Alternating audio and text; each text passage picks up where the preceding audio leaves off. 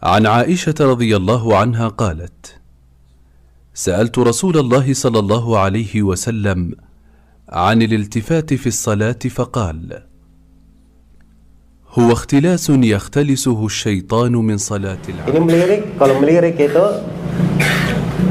ya tidak mesti dia menoleh melirik ya. Jadi kalau dia sholat misalnya ada orang di kanan gini, matanya saja melihat ke sana, itu melirik, itu nggak ada masalah. Jelas ya? Itu pernah dilakukan oleh Nabi juga. Itu ada di hadits Ka'ab bin Malik riwayat Bukhari dan Muslim. Ya. Tapi kalau menoleh ke kanan atau ke kiri, itu yang dilarang. Itu ada hadits larangan khusus tentang itu. Baik.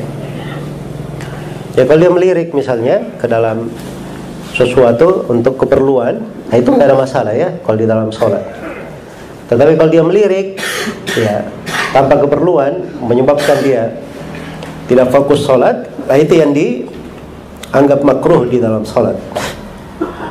Karena Nabi Shallallahu Alaihi Wasallam bersabda dalam hadits Ibnu Mas'ud riwayat Bukhari dan Muslim, inna fis salati syughlan, sungguhnya dalam sholat itu ada kesibukan yang sangat menyibukkan. Jadi asalnya seorang itu dalam sholatnya sudah sibuk. Iya, banyak hal yang perlu dia lakukan. Jadi kalau dia melirik ke sana sini lagi, ini mengeluarkannya dari hal yang sewajibnya dia lakukan di dalam sholat. Assalamualaikum warahmatullahi wabarakatuh. Alhamdulillahirabbil alamin. Wassalatu wassalamu ala nabiyil karim wa ala alihi wa sahbihi ajma'in. Amma ba'd. Ikhwatal iman, para ulama membahas tentang hukum menoleh dalam sholat. Di antara mereka ada Al-Hafidz Ibnu Al-Qayyim rahimahullah ta'ala, salah seorang ulama yang wafat pada tahun 751 Hijriah, murid dari Syekhul Islam Ibnu Taimiyah. Beliau membagi menoleh dalam sholat itu ada 3. Yang pertama kata beliau, al-iltifat bis sadr, itu menoleh dengan dada, artinya memalingkan tubuh, memalingkan dada, menyimpang dari arah kiblat. Ini kata beliau membatalkan sholat. Kenapa?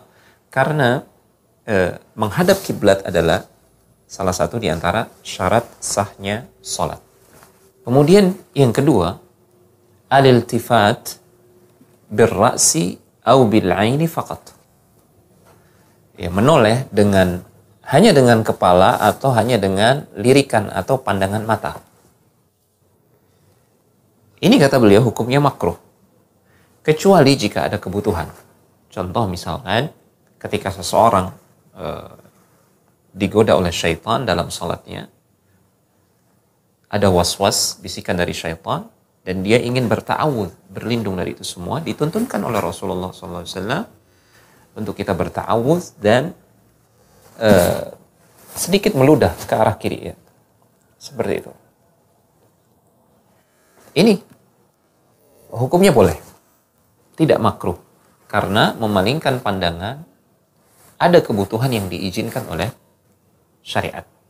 Namun jika dilakukan tanpa ada kebutuhan, dia memalingkan kepalanya atau melirik ke arah yang lain, maka ketahuilah, ini kata beliau bisa mengurangi pahala dalam sholat karena menghilangkan kekhusyuan.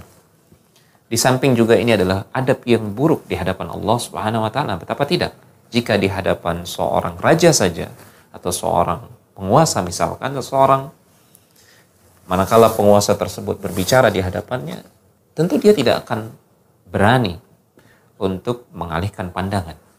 Apalagi kepada raja alam semesta yaitu Allah Subhanahu wa taala. Kemudian yang ketiga kata beliau, al-iltifat bil qalbi. Memalingkan hati dari kekhusyuan, maksud beliau. Melirik kepada selain Allah Subhanahu wa taala dengan hati. Ini di dalam sholat. Kata beliau, sungguh tidak ada pun satu di antara kita melainkan pernah ditimpa dengan permasalahan ini. Kita sangat sulit sekali 100% khusyuk di dalam sholat kita. Semenjak kita mengucapkan takbiratul ihram, mungkin di awal sholat kita bisa fokus hanya mengingat Allah Subhanahu wa taala, hanya memikirkan apa yang kita baca, berusaha menghayati dan mentadaburinya. Namun setelah rakaat pertama, rakaat kedua, hati kita mulai berpaling memikirkan hal-hal yang lain. Hati kita mulai mengikuti bisikan dari syaitan. Ini kata beliau bisa mengurangi pahala salat. Namun jika seseorang berupaya untuk melawan bisikan syaitan tersebut, dia bermujahadah, berjuang untuk kembali fokus khusyuk di dalam salatnya, kembali memikirkan makna-makna bacaan salatnya, maka justru seseorang insya Allah mendapatkan pahala dalam hal ini. Dan diharapkan nantinya dia akan terbiasa sehingga dia bisa khusyuk dalam salatnya dengan khusyuk yang sempurna. Semoga Allah Subhanahu wa taala menjadikan kita termasuk orang-orang yang bisa menyempurnakan khusyuk di dalam salat, karena salat yang sempurna itulah yang akan menjaga hati kita, menjaga perbuatan kita dari semua amal keburukan.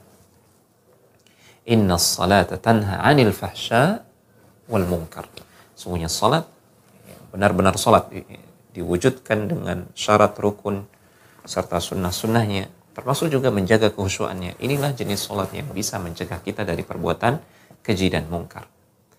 Demikian, semoga bermanfaat. Wassalamualaikum warahmatullahi wabarakatuh.